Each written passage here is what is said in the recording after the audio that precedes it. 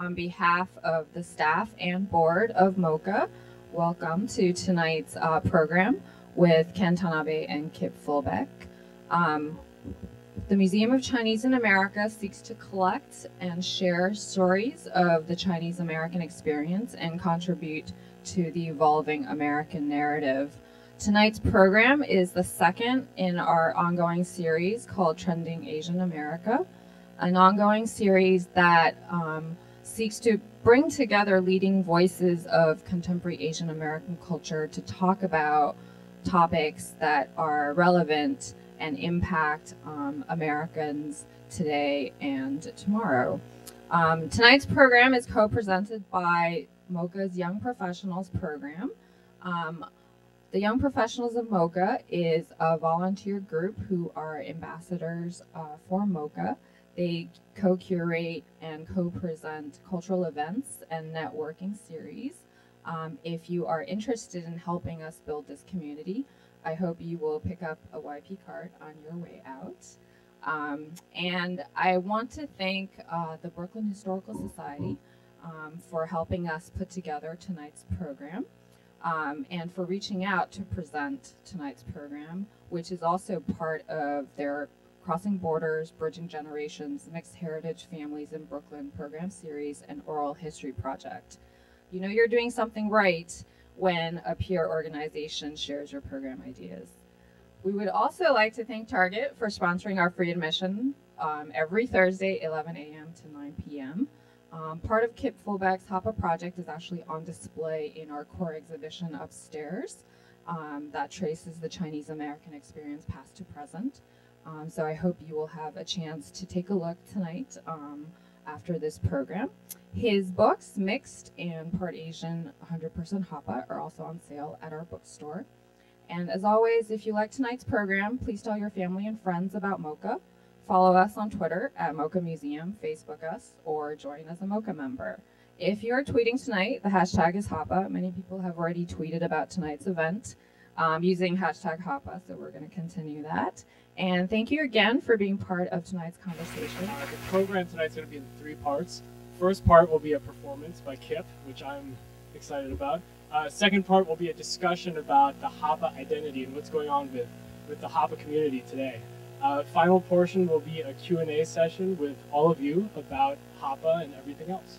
So with no further ado, why don't we give a warm welcome to Kip Fulbeck.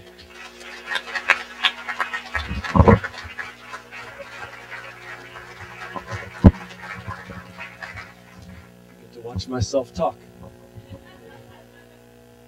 Okay, thank you guys for coming, and MoCA and Brooklyn Historical Society, I appreciate you guys bringing me out here. Can I just ask, before we sort of jump in, how many of you guys have seen my work before? And how many of you guys are totally, like, no idea who the guy up here is? Okay, you're my favorite audience. Okay, good. Okay, so let's do this. Ken's like, what should we do? I'm like, I don't know. We'll figure it out. Can we get to my next input so I can get the slides on? Rock and roll. Okay, so we will start with an image here. This is me. And that's me in first grade. I was born in Fontana, California, and I grew up for the most part in California, a little bit in Hawaii. And I was born in '65, so I was born technically at a time where my parents' marriage could still be illegal in various states. And we always like to celebrate Lovingly, Virginia, which is great. Then 67, these laws went off the books, but it was 2000 where Alabama still had them on the books. And it was 2009 where this idiot Justice of the Peace wouldn't perform a marriage in Louisiana for a black man and white. Well, this stuff happens all the time. Just because we have these laws doesn't mean that we need to sort of be less vigilant in any way. But what I want to talk about first is when I'm a kid growing up there, and that's 1971, I think, what images are out there that look like me? And we have a long history of like images of like Asians that are not Asian in the big screen. And I'm just going to show you a couple hundred of them as we go here. And this is just a matter of you can't make this shit up. And it's like, it's really just, I mean, I'd like to think I'm pretty creative, but I couldn't come up with this. I mean, John Wayne? You know, are you kidding me? And then you look at these things, and it just keeps going, and it keeps going. And we have it on Broadway, and then, you know, people consider that still a classic film, you know, of Breakfast at Tiffany's. I think but they don't realize that what this kind of image and how much it matters to people who are looking for any kind of role model out there whatsoever. And then we got guys like this who essentially have a career or have made a career out of pretending to be Asian.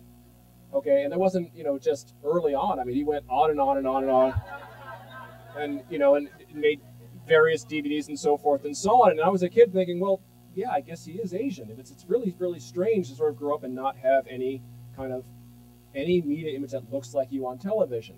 So we think this is a long time ago, 71, but this was something that's going on now. Prince of Persia was a video game and comic book, and so you'd think you'd want to cast someone who's Persian, right? Or just cast Jake Gyllenhaal, or, you know, or like Mortal Kombat, Raiden, the god of thunder, named after the Shinto god, named after the god of thunder in Shinto religion. Let's just Christopher Lambert. That'll work.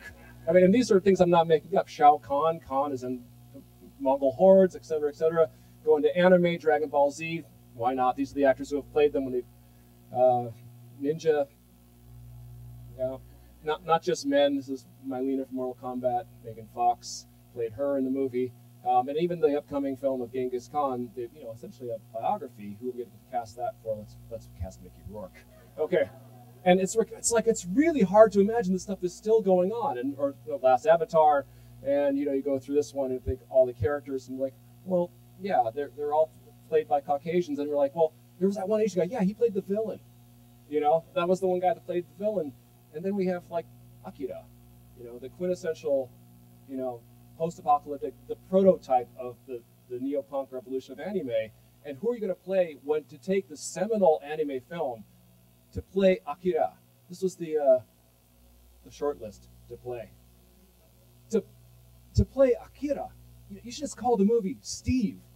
You know, I mean, it's bizarre.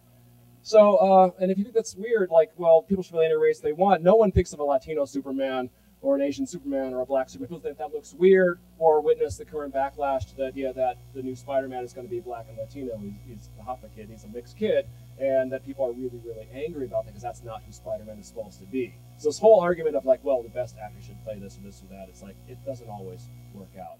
So how does that apply to what this kid was looking at?